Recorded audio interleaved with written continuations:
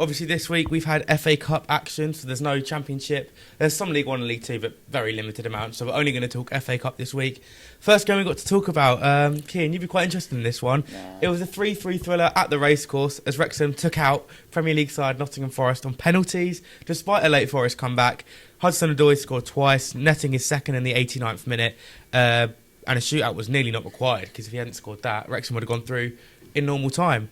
Okonkwo was the hero, saving twice, but as a Forest fan, how disappointing is this, Kian? It is disappointing, but like I keep saying, I'd rather us focus on Europa League and Premier League at the minute. It's the biggest thing for me right now. But it just proves how bad Forest squad depth is. Our second team is crap. It is absolute crap. But fair play to Wrexham. They deserve to go through. All for Ryan Reynolds. Only turns up for the big games, but here we are.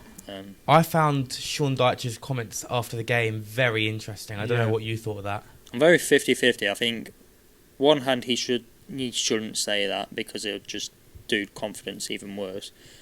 But also, he does have a point. He does. I think he does. Having watched that, McAtee. Yeah. But also, I felt like Dyche messed up. He had McAtee playing as an 8, Hutchinson as a 10. That made no sense to me whatsoever. Also, giving Jesus, I thought it was good, but giving Jesus 120 minutes. Yeah, because he's been starting for you in the league. Yeah, Why he's going to. I know his name's Jesus, but he's not going to miraculously not get injured. Yeah. But fair play to Wrexham. I still think they were the better side on the night, even though we had more shots. I mean, so did I. I didn't watch the whole game, but Wrexham, I thought they're such a. It sounds really stupid to say because they're in the Championship, but they're such like a National League side. Like they just grind out results. They play horrible hoofball. It's Phil Parkinson football. But it works. It gets results, and it's been working for them in the Championship this season. It worked against you. I can see them being in the Premier League pretty soon. I don't know what you guys think. I reckon in the next 2 years or so. That's what I'm I went thinking. on the side because I think this season I think they'll just miss out on playoffs. I think they'll continue having a good season. I mean, they have a chance. They still have a chance. They still have a chance, 100%. But I reckon next year they actually probably build, and I reckon that's where they probably go for it. Whether they finish top or not, I don't know. But I reckon in the next 2 years, definitely. Also, if Kiefer Moore played, it would have been about 6 goals for Wrexham because he loves to score against us. So. Wait, did he score against you? I can't remember. No, he was injured. He was injured. Oh, he was injured. Yeah, but Windass was back, wasn't he? But I don't know. Because they started with Smith up front. Oh, did they? That Smith, he started up front. I was happy McLean was the one who missed the Wrexham penalty because no one likes James McLean. Quite impressed by that. The lad who scored the first, Kakachi. Yeah, I was really impressed by him. I thought he was really. He's been a free for career mode of mine. Yeah. Has he? Yeah, I can't remember what career mode he did. He's been an icon for me. I've never really kind of heard of him too much. He was at USG for a while, and then I think it was somewhere else. Or the Belgian. Yeah. Well, shall we put you out of misery and move on then? Yes, please. And I think this is probably story of the weekend, this next one I'd say. So one of the early kickoffs on the Saturday, the lowest ranked side left in the competition provided one of the biggest FA Cup shocks we've probably ever seen, knocking out the holders Crystal Palace. The first time a non-league side has done that in 109 years. They've set up a tie with another London Premier League side in Brentford in the fourth round. Winnable? Nah. You don't think so? Nah. I feel like Keith Andrews will go strong.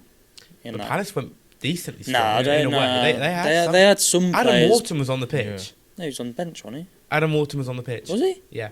Oh, Adam Wharton played. I I thought think Gakey played either the whole game or at least some of the game as well. Yeah. That's what I mean. You've got those two players out there. I thought they had a load of youngsters out when I saw it, unless I read something wrong. But no, I think Keith Andrews will be a bit more smarter than Oliver Glasner will be about it. Mitchell played as well, by the way. Did it? Oh. Brennan Johnson, he played. I mean, I know he's not been starting for Spurs, but he's still... He's played in the Europa League final last season. He's starting against Macclesfield. So it is bad, and I am happy. He did. Yeah, Brennan... Oh, no, sorry, he came off the bench. My bad. Read it wrong.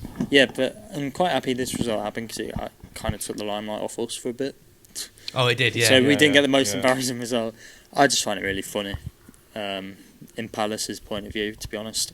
Yeah. Because when we lost to Wrexham, I know this EFL show, but I'll mention it now. But when we lost to Wrexham, all our Twitter comments were Palace fans because obviously everything that happened in the summer, they're all laughing at us for going out to Wrexham. and then they go out to Macclesfield. I love Macclesfield. I don't know why. It's something really likable. I don't about even their know team. where Macclesfield It's near is. Manchester. Is it? Oh. Which is why I was convinced they get Man City in the next round, but they didn't. But no, I thought their centre back who scored as well. Like you had the guy he had the bloody headband on. Like that's the most like proper non-league captain I've ever seen. I loved that. It was absolutely brilliant scenes at the end. I thought. Do you think this is like the biggest shock we've had for years? I struggled to think of one. It's a hold. It is a holders. So you knocked out the holders, yeah. In round 3. I do think so. We lost to Harlow one year, which are the same level as Macclesfield now are. Yeah, but what level were you then? But I think we were Championship then. I think it was before our good years. That's very different. So yeah, I think this is the biggest shock we've had for years. Maybe Newport when we were competing in Europe, we just won the league and we lost to Newport in the third round. Are you just naming Leicester as there's a lot of bad FA Cup results. I think no, this is the ones those are the two that come to mind. Macclesfield are further down. Yeah, I think it's Macclesfield, but there's definitely someone missing. Also, out. Lincoln beating Burnley the other year when Lincoln were National League. Maybe Burnley were Prem. That was a good one. There's been some very good. But I just think it's because Palace were the holders. Yeah, and it's 109 years since the non-league side last did that. And it's not even like they're the top step in non-league; they're the second step. Oh, the second step. Yeah, they're National League North, and they're not even doing well in the National League North. They're like 14. Yeah, they're 14, but they're only 3 points off the playoffs, I think. So they're not too bad. But so it's not only having like an amazing season, but yeah, they can go and do that, which is incredible. It's the magic of the FA Cup. It's exactly. But the thing is as well is that why can't they go and beat Brentford? If they beat Crystal Palace, who you could probably on paper is a better side, why can't they go and beat Brentford? And he's at home as well. Yeah, he's at home as well. That's what I mean. So Jordan Henderson on the Macclesfield pitch. I reckon that will happen. He's gone from Champions League finals playing at Macclesfield. Probably about his level. Wow. I'm joking. I quite like John Henderson.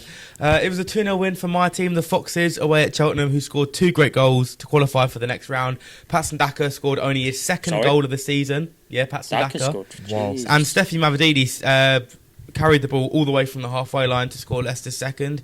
Do you think this gives Cifuentes' side some confidence to take into the league? I know it's Cheltenham. It's Cheltenham. Yeah, it's Cheltenham. Come on. It gives surely a clean. It's the first clean sheet as well since I think October, maybe August. Because when were we in Miami? September. Because when we played Coventry and we drew 0-0, that was the last clean sheet we kept. Really? That was the last one we kept. So Jesus surely, Christ, you're bad. I know it's against Cheltenham in League 2, but surely it still gives you some confidence. Just getting a little bit. If we had a strong team out there, bear in mind. Yeah, I say maybe it does. Obviously, it's good to win rather than lose, but I don't think it really does too much. No. Also, the head loss, if you lost, would have been hilarious. Oh my god, I would have lost my absolute rag on this show. That would have been bad. Why was it on the Sunday? It was a Saturday 12:15 kickoff. Why was it so early? I don't know, but no, I was very worried that we would lose. I had a big feeling we would, so I'm just quite happy we got through. Yeah, but Cheltenham are awful though in League 2. Yeah, so they've been very 50-50 weirdly. Recently they've got some good wins, but then they've also I think they've lost quite a few players in this window as well, like loan and stuff. So they actually might struggle. Well, there's no need to spend too long on that game because it was business as it should have been. But Wolves managed to qualify as well. Strand Larsen netted a hat-trick against League 2 Shrewsbury to double his scoring numbers for the season, by the way. Had 3 goals, now got 6 goals. 40 million strike, by the way. It's been a difficult season for both sides, with Shrewsbury lingering near the bottom of their league table in League 2 and Wolves obviously bottom of the Premier League.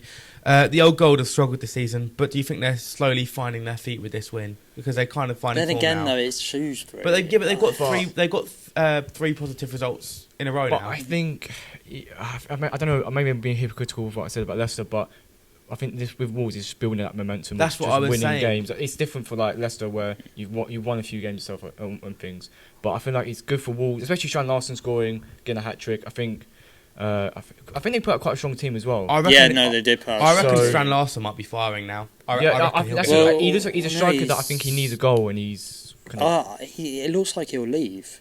He might leave, but I do think if he stays, Wolves are open to selling him. If he stays, I think he'll get a lot of goals though, because I think he needed confidence. He's not even their best striker though. But I was saying, Tolu is. But I was saying last week that I think the problem for Strand Larsen is confidence. He's one of these players who, when he's in front of goal, he knows where the back of the net is. It's only whether he's confident enough to find it. Well, we've been linked to him, but Is he a 40 million striker right now? No. Probably not. No. That's what I'm saying. I'd love it if there's a low. He has a potential to be. Yeah, I know. Very young. Like last season, Strand Larson was brilliant. I'm not denying that, but this season it's just not been.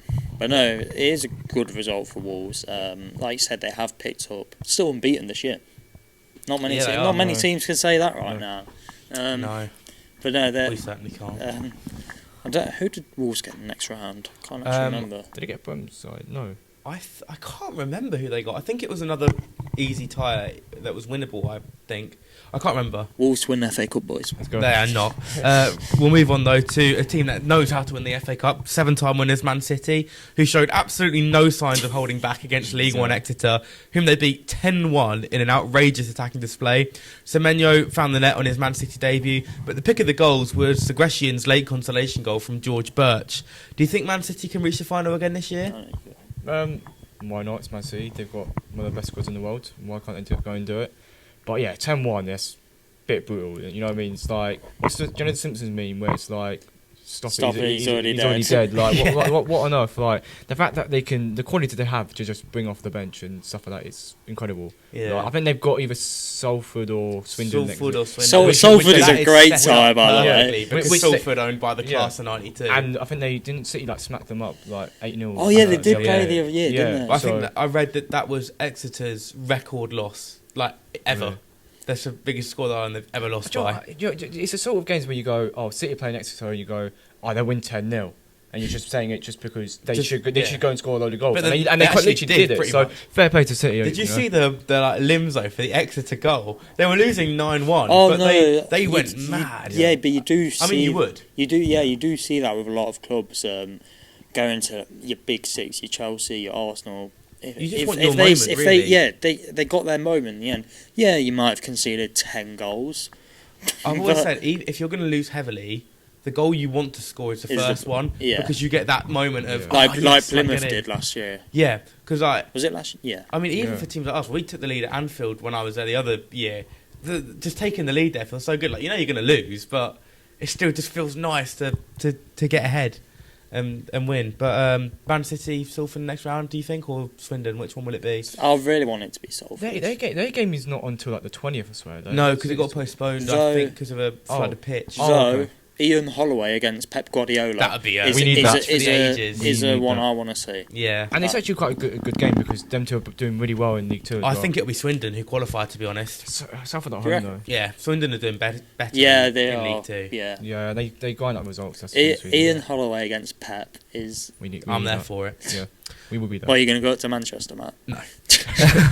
It was a 3-2 win for Southampton, who made it much harder than it needed to be, being 3-0 up and allowing Doncaster to come back and give them something to think about.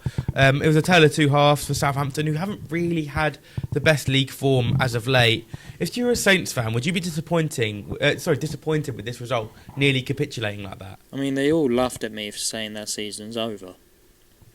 Yeah, but when you said that, I don't think it was. It definitely wasn't. It was. No, it wasn't. Well, was I right? Was I right? No, in you weren't. I was. If they continued the run they were on, they'd be like 8 now. Did they continue that run? No, but that wasn't exactly. That wasn't because of what you said. That was their form changed. The point was their season over at that point in time, and it wasn't, because if they'd won a few games, they'd have been fine. If we had won all our games, we'd be top of the league, Matt. Well, yeah, but Southampton looked like they were going to go on a massive run at that point. There was no reason to write them off then. Now, I understand there is, yeah. But anyway, were they at home? Even now, they're still not that far off the playoffs. No. Were they at home? They weren't at home. They were away. It was in Doncaster. I thought that'd be a bit of a banana skin for them, to be honest. It could have been, and it really was. That's the thing. If I was a Southampton fan, I don't think I'd be the happiest with this result, because you've conceded 2 goals and nearly completely bottled a 3-0 lead against the League One side. League One, oh yeah. Yeah, League One, but relegation zone. So they're doing badly this season. If you bottle that as Southampton, that's a worry for this season, mentality-wise, surely.